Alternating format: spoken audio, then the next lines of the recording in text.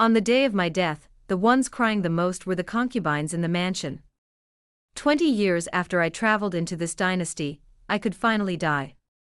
In fact, whether as a concubine of this dynasty or a time traveler, I've been quite successful. My husband is the prime minister, second only to the emperor, and we treat each other with respect, treating each other with equal dignity. A first-rank imperial consort, she owns her own Qing family business. Who wouldn't greet her respectfully at a banquet? She gave birth to a son and a daughter who were both outstanding. Her son became the youngest top scholar of the dynasty, and her daughter married into a marquisate with grandeur. Song Lian gave me everything. He simply took concubines, like all men in this dynasty. Everyone said that for a prime minister, he simply took a few concubines, which was perfectly normal. Many people have asked me, why do you have everything, yet still feel unhappy? I've also asked myself many times, what else could I possibly want? I'd read the women's virtues and precepts over and over again, telling myself over and over that this was ancient times and it was normal. But every time I made love with Song Lian, I still ended up vomiting profusely. Yes, I felt sick. I felt sick at the way he kissed me with lips he'd already kissed others, and at the sweet words he'd said to me, perhaps even to someone else. This sickness was like a maggot in my tarsal bones, gnawing at my bones, bit by bit, constantly. But it wouldn't kill me. This faint nausea lingered for almost my entire life. Yet, I still had to pretend to be magnanimous and gentle, playing out this drama with Song Lian for 20 years. And this drama I'd played for so long, and I was so exhausted, that it could finally come to an end. I was bored and wondered when I would die, and what the afterlife would be like. 2. A Nian and a Zhao stood by, weeping, calling me mother. I promised them I'd see their grandson with their own eyes, but I broke my promise. I was simply exhausted, so exhausted that after planning their futures, I no longer had any will to live. A Nian held my hand, knelt on the ground, and pleaded with tears. Mother, please wait a moment. Father will be back soon. After a lifetime of pretending, everyone believed I loved Song Lian. What bad luck. I turned away, not wanting to look at them again, wondering why I hadn't died yet. That's right, I didn't want to see Song Lian even for the last time. But the more I wanted to die, the more I couldn't. Instead, I felt a surge of energy, a radiant glow. Outside the courtyard, footsteps echoed and someone called out. The Prime Minister is back. I sighed. What can't be avoided will eventually be. The door opened and the men, covered in frost and snow, walked towards me. 20 years had passed, and Song Lian had grown old. The youthful youth of Jinling City back then now had a few white spots on his temples. His imposing presence had vanished, and no one dared to breathe. How is the madam? The doctor knelt trembling on the ground, stammering. The madam has a death wish, and her pulse is showing signs of exhaustion. Song Lian's face was gloomy, and he gritted his teeth as he sighed good several times. He turned, spilling the tea on the table, and said gravely, Everyone, get out. Everyone left, leaving only him and me in the room. He held my hand. My dear, do you blame me? I was almost speechless, and I could only answer with some difficulty. No. Song Lian smiled a sad smile. Even to the very end, you were still trying to trick me. Really? You've become so used to lying. I'm almost dead, and yet I still don't dare to tell the truth. 3. But how could I not resent him? When I was 7 months pregnant with Niena, I discovered he had a concubine. He was so considerate, even keeping her outside to avoid upsetting me.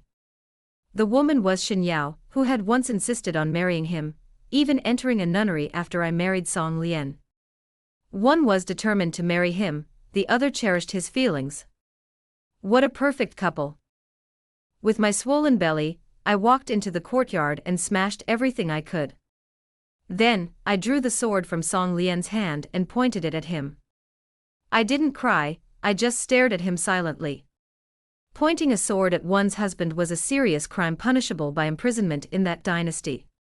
Xin Yao stood by, completely terrified. Song Lian tried to calm me down, explaining. I was drunk. Xin Yao is innocent. I can't pretend nothing happened. What a ridiculous excuse. I suddenly found it a bit amusing, and I actually laughed. Song Lian looked at me quietly, took a step closer, and slowly stabbed the knife an inch deeper. He looked at me with a pained expression and called out to me. Qing Mei. A sudden, sharp pain hit my lower abdomen. My water had broken. When I gave birth to Anian, I struggled for a day and a night. Song Lian also stayed with me that day and a night, holding my hand, even as I bit it until it bled. As soon as I could move, I chased Song Lian out of the yard. That was the ugliest time of my life, hysterical and heartbroken.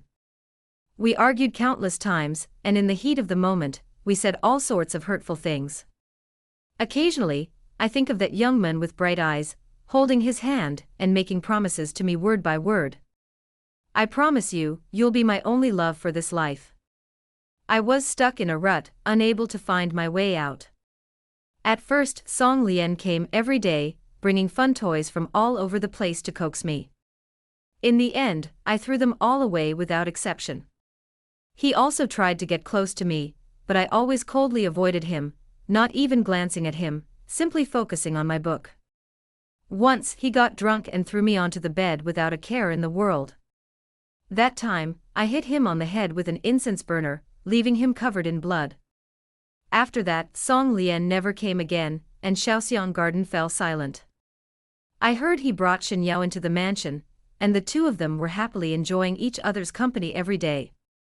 Later, Song Lian revoked my power as head of the household due to his inappropriate behavior, and I felt relieved. I simply stayed in my Shaoxiang Garden, watching over my two children, and I would do so for the rest of my life. Until one day, Zhao ran a high fever. Song Lian was away from the mansion, and the maidservants searched the entire house but couldn't find a doctor. We wanted to go out and find a doctor, but there was no carriage. Zhao, dying of fever, called out to me in a daze. Mother, mother, Zhao is in pain.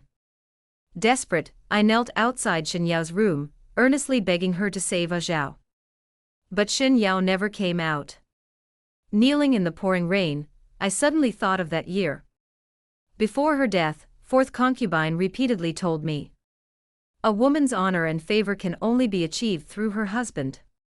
Fourth concubine is my mother in this world, but I can only call her fourth concubine, not mother. At the time, I didn't understand what these words meant, and I just dazedly responded. I still felt a bit unconvinced. After all, I was a modern woman who had been taught for over 20 years that women should be independent. How could I possibly rely on a man? It wasn't until I was holding Zhao, cornered in the rain, that I finally understood what she meant. In this era, women can only rely on men. Because Song Lian distanced himself from me, I couldn't even protect my own child. Thankfully, Zhao was lucky enough to survive this ordeal. 5. After that day, I figured it out. Or maybe I didn't, I just accepted my fate. I wrote a poem, full of sorrow and gentleness, and asked someone to give it to Song Lian. That night, Song Lian returned to my Shaoxiang Garden after more than 6 months. Wearing his favorite green skirt, I waited for him on the porch. Looking up at him, I didn't need to say anything, just let my tears flow. Just as I'd expected, Song Lian held me in his arms. He whispered soothing words. I will always treat you well, he promised. The powerful grand tutor at court even seemed a bit reckless that night. He kissed every inch of my body, as if he were treating a rare treasure. He asked me to call his name, just like in the past. So I called it over and over, and he responded. My smile faded, gentle as water, but as I left, I leaned against the sycamore tree in the courtyard and vomited profusely. Fearing I might get pregnant again, I simply eliminated the possibility with a bowl of saffron. After that day, it seemed as if we had returned to the sweet days we once enjoyed. Xinyao was punished by her family and thrown into a nunnery. She truly was destined to spend her life with the quiet contemplation of the ancient Buddha. Later, I took a concubine for Song Lian, one I had carefully selected. Gentle and affectionate, understanding, and multi-talented, she could talk to him about poetry, songs, and life's ideals. But that day, Song Lian flew into a rage, his gaze cold as ice as ice. "You truly are my good wife." His tone was laced with sarcasm, and I simply stared at him with a hint of confusion. He was the one who said I was jealous, and now he's the one who's unhappy too. A man's heart is as unpredictable as a needle in the sea. I thought the concubine I'd chosen wasn't good enough, so I picked a few more for him. Some were plump and some were thin, some were lively, some were quiet, some were seductive, all types were available. Song Lian looked at me strangely that day, but he ultimately said nothing and stayed with his new concubine that night. Later, the family in the mansion grew larger and larger, and I had many illegitimate sons and daughters. They all called me mother and greeted me daily, and I smiled and responded. But when the illegitimate sons and daughters of the mansion greeted me daily, I couldn't help but think that this was evidence of my husband's intimacy with the women beside him. No matter how many years I've been in this dynasty, I still can't adapt. Everyone says I'm a kind and compassionate mistress. I've never been harsh on any of the concubines in the mansion, and I've dedicated myself to ensuring a bright future for them. Only I know the hatred that wells up in my heart every time I look upon them. I hate Song Lian, and therefore I hate them too. Now, I'm finally dying. 6.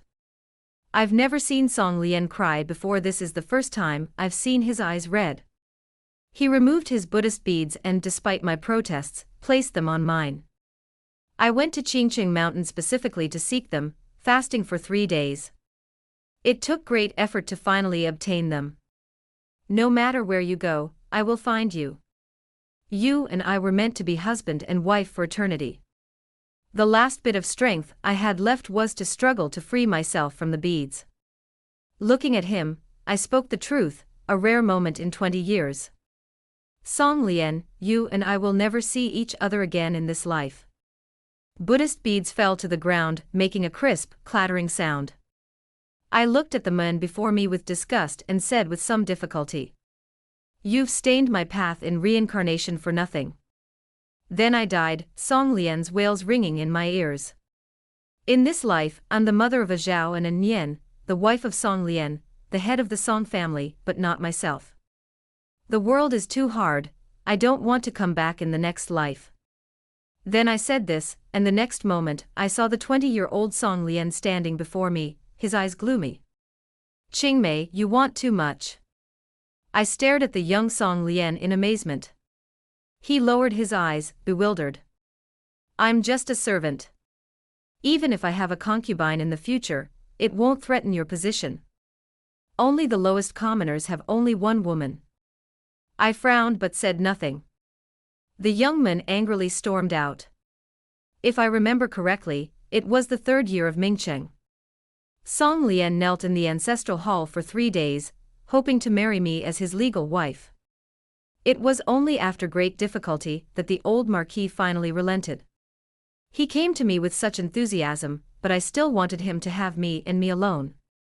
For a concubine's daughter to marry the young marquis as his legal wife was an honor beyond the reach of others. The idea of a life together in this dynasty, it was ridiculous, absurd. Song Lian didn't understand, so we had our biggest argument ever, and we both wanted to back off. If I hadn't taken an arrow for him later, he and I might have parted ways. If I had to do it all over again, I wouldn't want revenge on Song Lian. I'd just stay away from him. After all, he was a good prime minister, a good father, and a good husband, just not the one I loved.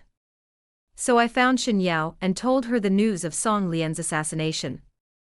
In this life, let her be the one to take the blame.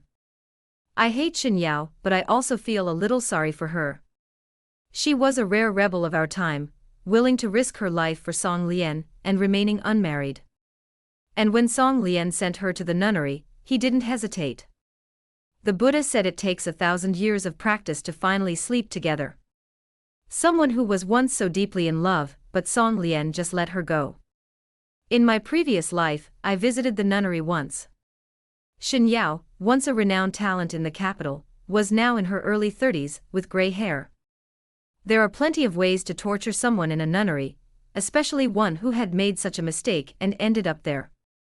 By then, Shen Yao was already a little mad, but she still recognized me. She knelt on the ground, clutching my hand, tears streaming down her face. I made terrible mistakes in my life, trapped myself. I was possessed that night, and now I have to bear the consequences. I'm sorry, I didn't mean to do that. Later, I heard that not long after I left, she jumped into a well and couldn't be saved. The day the news of Shen Yao's death came, I carefully observed Song Lian's expression. He frowned. Shen Yao had spent his entire life loving someone, and in the end, he just frowned and never mentioned her again.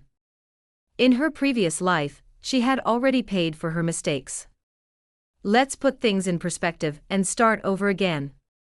I decided to fulfill her wish. The young Shen Yao looked at me, her face full of displeasure, and asked me with hostility. What are you doing here? I didn't bother to say more, so I just said it calmly. At next month's Chrysanthemum Appreciation Banquet, someone is planning to assassinate Song Lian. You take the knife for him, and you'll get what you want, claiming you saved his life. Shen Yao looked at me, his eyes slowly widening. I found it amusing, thinking he was only a 15 or 16-year-old, so I added. Take care to protect yourself, and don't foolishly get yourself killed. 8. I hadn't wanted to go to the Chrysanthemum Appreciation Banquet. In my past life, many people had died at banquets. The fights between those at the top only harmed the lives of those at the bottom. But Her Highness the Princess specifically mentioned my name, and I had to go. At the banquet, I diligently huddled in a corner, keeping my eyes and ears open, ready to escape. Song Lian sat next to the princess. He loved wearing red clothes, and the way he slouched in his seat attracted countless young women's attention. According to tradition, he would have a gentle and generous wife and several concubines. He and I were never meant to be, but I was bewildered, and so I risked everything, seeking a happy ending. Suddenly, chaos erupted and countless assassins approached from all directions. Everyone began to flee, and I was the fastest. I had dressed lightly today, so I could see the advantage now. On my way to escape, I ran into Shen Yao. Our eyes met, and we left at the right time. She was so determined and fearless, just like my former self. Seeking advantage and avoiding harm is human nature, but in my previous life, I really liked Song Lian. So I went against the flow of people to the most dangerous spot, my body reacting faster than my mind. The knife had stabbed me dangerously a fraction of a second off. I'm afraid I would have died. I had a high fever for several days, and I saw several different doctors, but fortunately, I managed to pull through. But that wound still hurts intensely on rainy days. When he was in love, Song Lian always liked to kiss that scar and call me Ching Ching. At that time, I thought I had secured a bright future for myself, but it turned out to be nothing more than a debt of sin. From then on, I went back to my old ways. After returning home, I began to plan my life. No matter what happens, life should be lived well. As my grandmother always said, whether you live well or not, you live well too. In my previous life, when I first arrived in this world, I was full of ambition and wanted to change this dynasty. Later, I realized that simply preventing the dynasty from changing was already a difficult task. After being imprisoned for a few days and nearly killed, I learned my lesson and became an ordinary noblewoman in the capital. But there were always certain boundaries I couldn't accept, such as never sharing a husband with another woman. Find a husband I could easily manage, and whether he wanted to or not, I was sure he'd never take a concubine. And with my experience in business from my previous life, a life of peace and prosperity wouldn't be a problem. My previous life's mistress was a kind person. She looked at several families for me and let me choose. The first hurdle for women in ancient times was a life of suffering if they chose the wrong man. A life of peace and prosperity if they chose the right man. I fell in love with a merchant family in the capital named Jiang. They were well off, but they didn't hold official positions. The Jiang family's young master had been delayed for 3 years due to mourning for his father. By this calculation, he'd already reached adulthood, at least by this year. Besides, marrying into the family would be considered marrying down, so asking for a concubine shouldn't be difficult. But I still had to meet him once and find out the route Jiang Cheng'an, the young master of the Jiang family, took every day. I bribed a street beggar and stood in front of him whenever he approached. "Please be kind. My child is sick. Please be kind." It was a poor performance. If you looked closely, you could see the rosy complexion of the child in his arms. I watched from the carriage. Jiang Cheng'an frowned slightly, then squatted down, untied his cloak, and covered the child with it. He fumbled around a bit, then gave the beggar his wallet. "That's all I have. Take good care of the child." There was a hint of guilt in his tone, and the maid beside him smiled. "My son-in-law is a kind man. You can rest assured, young lady." She glanced at him mischievously. "My son-in-law is also handsome." The second task was with the sister of Yuan. She greeted him with a sweet smile and surrounded him. Surrounded by the women, the young man's face flushed red, and he stood there bewildered. "I'm still in mourning, sister, you absolutely cannot do that." He was indeed unfamiliar with romantic affairs. I lowered the carriage curtain and gave a calm instruction. "Buy what mother needs and then go back." The clean-cut young man, though not a bright mind, was kind-hearted. He was the only son in the family, and his mother-in-law was efficient and well-reputed, and she didn't restrict women from having affairs outside the home. If I married into her family, I could continue my business. 10. So it was settled and everything was rushed, while Song Lian was away. Rumors abounded in the capital, that Shen Yao had risked his life to protect her, that he was a devoted lover. But for unknown reasons, he had gone south on an inspection tour. By the time he returned, the matter was settled, and his slight obsession with me should have dissipated. It was just a few fleeting feelings between a young man and a young woman. If I hadn't risked my life to protect him, it would have ended long ago. On Zhuchue Street, hidden from view, a wedding sedan arrived at the Jiang family's house amidst drums and gongs. I sat quietly on my bed, waiting for Jiang Cheng'an's arrival. My second marriage had a completely different mindset. In my previous life, I had waited so shyly and longingly for Song Lian's arrival. Now the raging fire had burned through, leaving only ashes. Marriage is just marriage, not love. Only when you don't love can you avoid jealousy. The red veil was lifted, and I looked up at him, then shyly lowered my head. The boy's ears were red as blood. I knew I was born beautiful, otherwise Song Lian wouldn't have taken notice of me the first time they met, leading to the subsequent story. The candlelight extinguished, the curtains fell, and another night passed. The young man, having tasted the sweetness of life, got up a moment late the next day. I hurriedly rose, feeling a little annoyed. Jiang Cheng'an smiled and comforted me. "Mother isn't that formal, Main Yang, don't worry." The Jiang family's mistress was truly kind. Not only did she not argue with me, but she comforted me.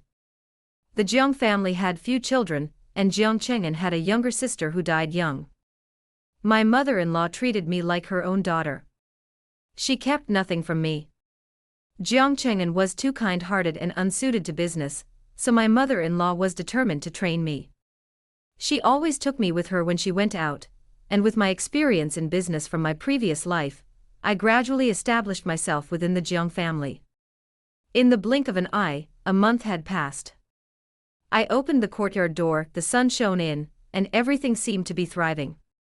As my grandmother said, no matter what happens, we must live well and live beautifully. 11. But everything came to an abrupt end with Song Lian's return.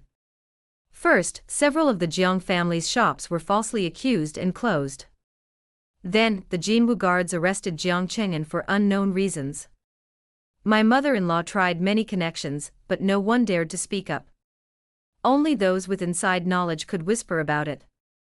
Did you offend someone important? Merchants don't fight officials. You're just a merchant, anyone can crush you. My heart suddenly stopped. I figured Song Lian should be back by now. But I couldn't understand why he still held a grudge against me, even though he hadn't saved my life. After thinking for a long time, I could only assume it was because I had damaged his dignity. After all, he was a man at the top of the ivory tower, with countless young women losing their minds for him, while I married in just a few months and made such a clean break. The Jiang family treated me well. They shouldn't have suffered this because of me. The light in my mother-in-law's room was still on the day I left the Jiang family. I pushed the door open and my mother-in-law looked up at me, then turned away. Mainyang, the people should not fight against the officials. I lowered my head and replied. I know. My daughter-in-law has left. Use the family carriage. Thank you, mother-in-law. The room fell silent, only a long sigh could be heard. I turned and left. My fate with the Jiang family ended there. The door creaked shut and the carriage moved forward, the light from the Jiang family courtyard gradually fading. After a long while, the carriage stopped in front of a heavy mahogany door. The Marquis Mansion. I knocked gently on the door, and a voice came from within. Your name? Young Madame Jiang. Then the door slowly opened, and a maid holding a lantern led the way. Young lady, please proceed this way. Until we reached a bamboo door, the maid bowed and withdrew. The study is a restricted area. No one else is allowed inside. Young lady, please make your own way. I took a deep breath and pushed the door open. 12. Song Lian lazily leaned on the couch, his dark red gold robe imbued with a certain majesty. I lowered my head, speechless, listening to the footsteps slowly approaching. Until a pair of black boots appeared before my eyes, I felt a gaze slowly scrutinizing me from top to bottom. After a long moment, a pair of hands gripped my neck, pinning me against the pillar. He forced me to look into his eyes filled with rage. Ching Ching, how dare you, how dare you? I met his gaze directly, speaking gently, trying to soothe him. Young Marquis, I'm just a concubine, and I'm so jealous I can't bear the title of your wife. When jealousy strikes, people lose their composure and become incredibly ugly. It's better to separate than to wait until we grow tired of each other. The Jiang family knows nothing about our relationship. Release Jiang Cheng'an, okay. I don't know what he said, but his grip on my neck suddenly tightened. For a moment, I thought I was going to die, but he finally let go. I doubled over, gasping for air. Song Lian's tone was cold. We haven't seen each other for months, and you're going to plead for another man in front of me. I stared at him quietly, and he stared back. After a long moment, I smiled, unbuttoned my coat, and the plain robe fell quietly to the ground. A hint of seduction crept into my voice. I'm just a fallen woman. If the young Marquis is interested, I won't refuse. Song Lian's expression gradually darkened, and his cold hand rested on my bare neck. I chuckled a little self-deprecatingly. What a man. At that moment Song Lian saw the marks on my skin, a dazzling red, small patches against the snow-white skin. It was easy to imagine countless nights of passionate love. It was like a fire burning in my chest, burning my entire being, unable to vent. The anger in his eyes deepened, a desire to destroy everything rising. Until Song Lian heard a few whimpers. It hurts. He realized that he had applied pressure to his hands at some point, and new red marks were covering the old ones. He was jealous. So this was jealousy, one of the 6 sins of jealousy. In the past, he couldn't understand why I'd even dream of possessing him all to myself. It was such a horrible thought, so he scolded me harshly, nearly breaking up with me. Now, it had come upon him, and he realized how unbearable jealousy could be. The man before me looked utterly desolate, and for a long time, I could hear his hoarse voice. Ching Ching, you're mine. Nothing else matters. As he turned and left, his back hunched over, I heard him say, I'll release Jiang Chengan. Ching, don't worry. Just prepare to be your bride. 13. For about a month after that, I didn't see Song Lian. The people in the mansion kept a close eye on me, as if afraid I'd escape. When I saw him again, he had already arranged a new identity for me, a concubine's daughter in the general's family.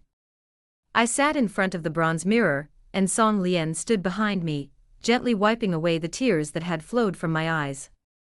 Ching, just know that you're mine.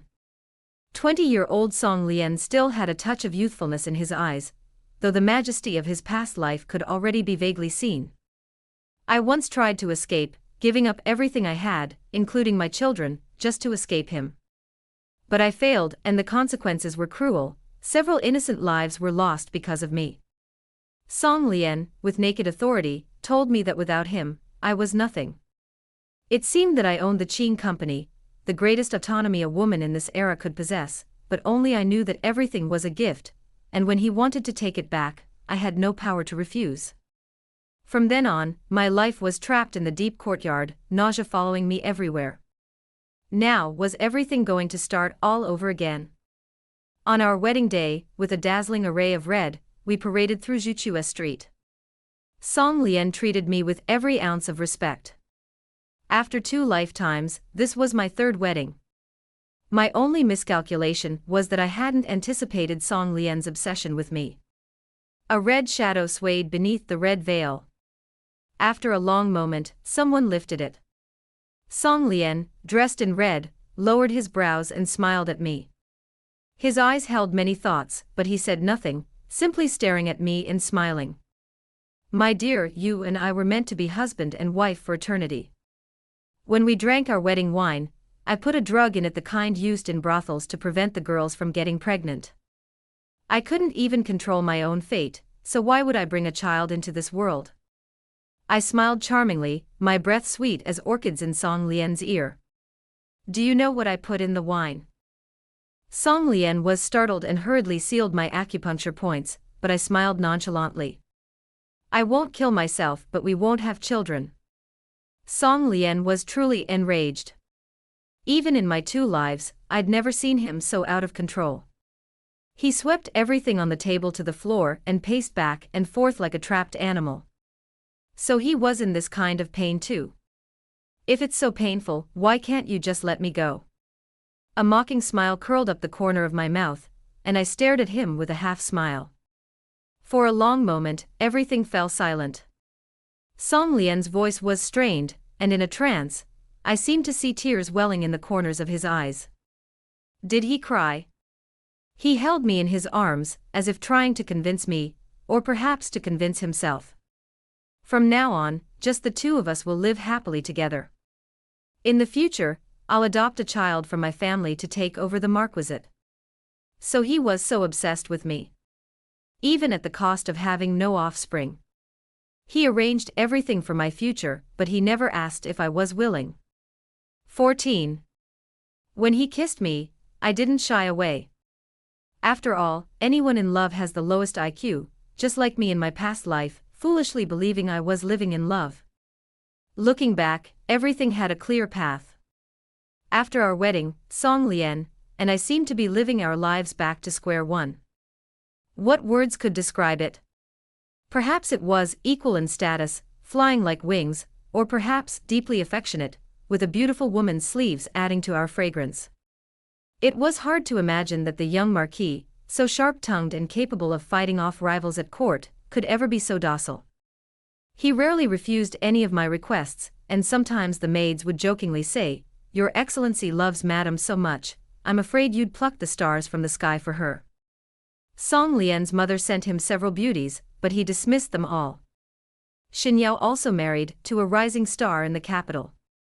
Song Lian adopted her as his sister and gave her a generous dowry. Before her wedding, she visited me once, her eyes filled with envy. Do you know what he said to me? I looked up at her quietly, without saying a word. He said he only wants you in this life, and no one else will ever catch his eye. Tears welled up in her eyes. He could give me his life, but he couldn't give me the love I wanted. Everyone told me Song Lian loved me. After all, for me, he would even sacrifice his own life. How ridiculous. Only now do I suddenly realize he loves me. He loves me, yet he still betrays me. This is Song Lian's love. 15. When Song Lian dismissed my attendance, I thought perhaps it was time. Having lived 2 lives, my only advantage is that I know how the future will unfold. Song Lian will eventually grow into Prime Minister Song, second only to the Emperor, and the only thing that can hold him back is imperial power. I know the future heir to the throne will be the 3rd prince, while Song Lian originally favored the 7th prince. This will become a thorn in their side forever. Behind the wise ruler and virtuous ministers are years of mutual restraint. In the 3rd year of Mingcheng, the emperor was in danger while out of the palace for a leisurely outing. Song Lian rescued him, and was rewarded with countless honors. That day, I added a sleeping agent to the incense burner, and while Song Lian was still asleep, quietly went to a temple in the suburbs. The 3rd prince ascended the throne early. A young emperor with a playful nature, he quietly left the palace for an inspection and nearly fell off a cliff. Drawing on memories from my past life, I searched for him for a long time before finally finding him. Everything went as planned. After waking, he asked what reward I wanted. I bowed and replied respectfully. I wish to remain with your majesty. He was stunned for a moment, then smiled with a hint of gloating. Does Song Lian know you're saying this? I laughed too. Your Highness needs a knife to hold Song Lian hostage, and I am that knife. His expression grew serious. The reason? Because he loves me. 16. I put on a show for His Majesty, and everything happened at the perfect time. As the sharp blade pierced the air, Song Lian stepped in front of me without hesitation. The knife pierced his body, and blood trickled out, staining his moon-white robe red. I blocked his blow, and he returned it, and we were even. While Song Lian was recuperating, the imperial decree of reward arrived. Because my identity was fake, switching back to my original one actually made it easier. The emperor granted me a high position, but he didn't restrict me to the palace. After all, a merchant who could ensure he had enough food and fodder was more valuable to him than a woman. The day I left the capital, Song Lian, who was semi-confined, rushed over desperately. He was so puzzled, he kept asking me. Qing, the book says that admitting one's mistakes is the greatest virtue of improvement, but why can't you forgive me? At least in this life, I haven't done anything wrong. Why can't you and I start over? His expression was so desperate, as if my words could mean life or death for him. Just as I suspected, he, too, had been reborn. I lowered my eyes, taking in the men before me. Everything was just as I once loved it, so why had I become so disgusted with it? Song Lian, I once really believed in you. The most painful thing about breaking a promise isn't the promise itself, but the fact that I can no longer trust you. But I once trusted him so much. I lowered the curtain and said softly, "Let's go." The words "start over" came so easily, as if all the pain and tears had vanished. Those nights when I lay awake until dawn, those endless tears, the hatred, the pain. If even I have forgiven her, then what does all that matter? If even I have forgiven her, then what does it matter that Qing Mei in my previous life disgusted me for a lifetime? Just like that wound from my previous life, even after it heals, it will still hurt, reminding you day and night that you once felt pain. Infidelity once, never again. 16. Song Lian. Was he really drunk? He questioned himself. No, because a truly drunk person is incapable of anything. At that moment, the scent of her perfume warmed the tent, the atmosphere was perfect, a night of love worth 1,000 gold, so he indulged himself. Because he felt confident, because Qing had already married him, and borne him a child, she couldn't escape him. He was merely testing Qing Mei's limits. He was certain she would accept it was just a matter of time. Everyone is like this, why are you different? But he had never imagined she would be so heartbroken, even to the point of severing ties with him. Later he resorted to trickery, having someone administer the elixir to Zhao beforehand to prevent her death. And then, as Qingmei knelt on the ground, begging desperately, he simply watched indifferently. She would understand this was the way the world worked. His Qingqing was a wise woman, and after that incident, he finally got the wife he had always wanted. She was dignified and virtuous, and she helped him find many beautiful concubines, but he never saw her smile again. Many times, he looked at the woman sitting on the high platform and felt that this was not his Qingqing. But it was clearly him who had lost his Qingqing. Then he thought, no matter what, as long as she was by his side, it was enough. He had been entangled with her his entire life, and he would never let go of her hand until his death. Song Lian died not long after Qingmei, and no one knew why the once vigorous marquis fell into such rapid decline. It was as if his heart had lost its breath. In the peaceful and prosperous times, he had done everything he should have. Before he died, he kept thinking, if he had the chance to do it again, he would never do it again. This obsession was so deep that when he woke up again, he was truly back in the past. He thought everything could change, but he forgot that nothing is left behind. Everything he did left a trace. So he brought this upon himself, experiencing jealousy, the pain of wanting but not getting, and the bitterness of the world. Once unfaithful, twice unloved. That was his true love.